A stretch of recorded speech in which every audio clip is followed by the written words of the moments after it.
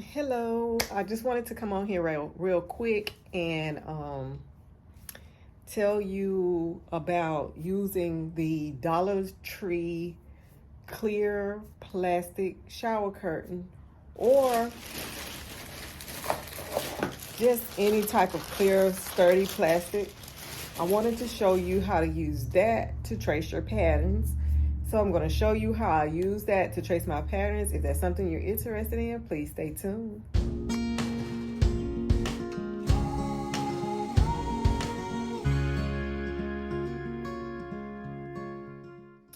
Okay, so what I do is I keep sturdy plastic like this that come out of packages.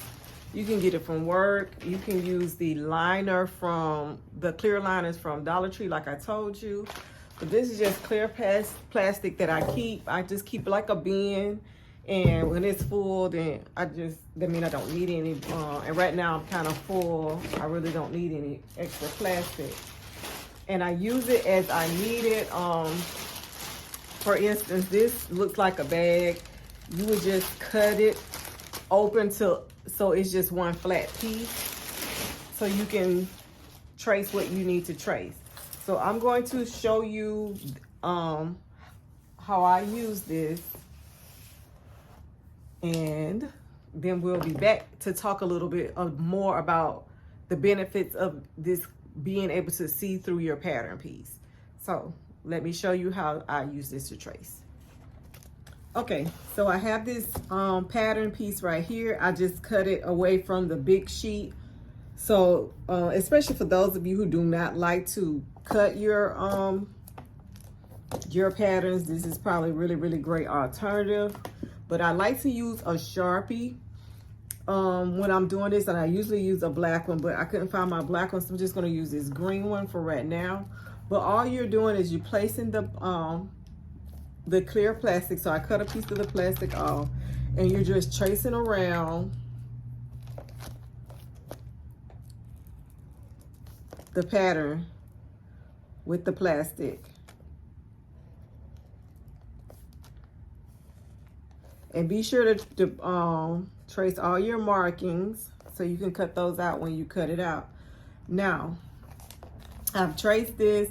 I use I use a Sharpie because it's permanent and it doesn't smear. I kind of give it a couple of seconds to, sit there before I touch it. So now I can remove this because I've transferred all the markings and I've traced this entire pattern piece in the size that I need. So this size that I traced was a size 8. So I will put that on here as well. That way, if you want to make multiple sizes of your pattern, you can, because you just trace the size 8. You can do this and trace the size 10, 12, or whatever. So these are the markings that were on the notches that were on my pattern piece. So when I cut it out, I'll cut it out just like I would do my pattern piece. So I'm going to cut it out, and then I'm going to show you the benefits of having this clear see-through pattern piece, especially when you're working with prints. So I'm going to cut this out, and then we'll talk about working with prints.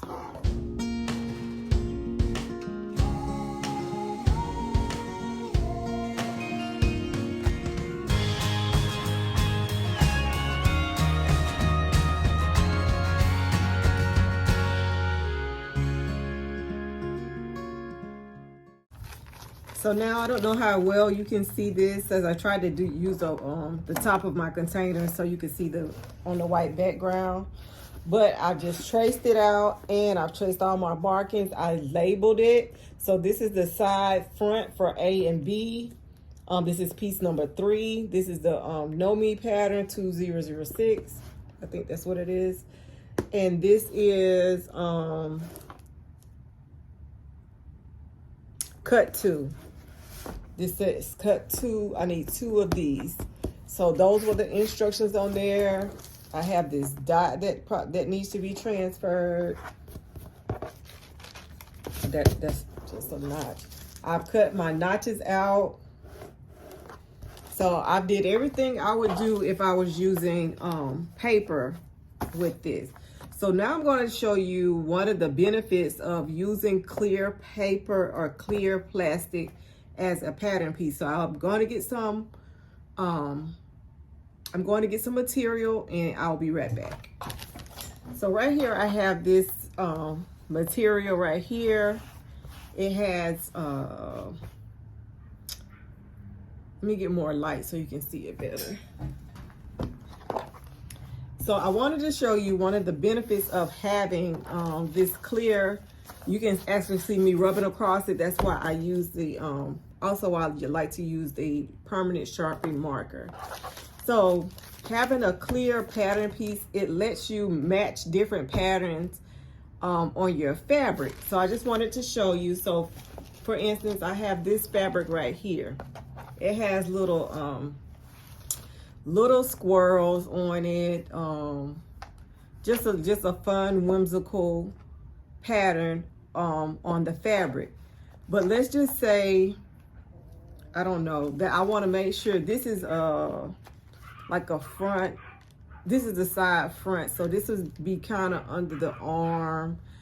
But let's just say I want to make sure that maybe one of the squirrels isn't in the bust area or something. Or you want the squirrel in the middle. Maybe it's just this particular squirrel that I want to make sure is in a certain spot. Well, I can do that because I can see exactly where on my fabric that I'm about to cut, because my pattern piece is clear.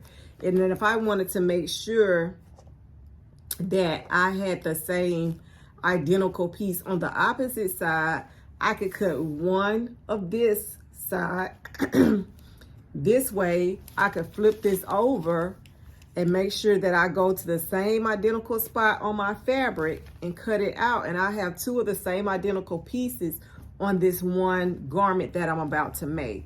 Now you will use probably more fabric than usual when you're trying to pattern match. However, this is an option if you're pattern matching. So I just wanted to show you that you can see what portion of the print of your fabric will be on each pattern piece in case you would like to pattern match. Now here I have a larger piece. It has a large flower on it. But let's just say I want to make sure that the top of my pattern piece has this blue flower on it. What I would do is I could match this up and just lay it where I want it, however I want this flower to show. If I want less of the flower, I can take it off and I'll see exactly how much. So this just lets you pattern match the best way that you can, and how you would like for your pattern on your material, on your fabric to fall when you're creating your garments. So I hope that this helped someone, especially if you're learning to pattern match. This may be a great idea to use for, say for instance, if you're doing plaid, this may be helpful for that. But I just wanted to show you a little tip that was passed on to me, and I wanted to pass it on to others because I felt that it was a very helpful tip.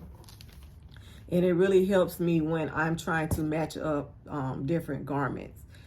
So, I mean, different patterns on the fabric.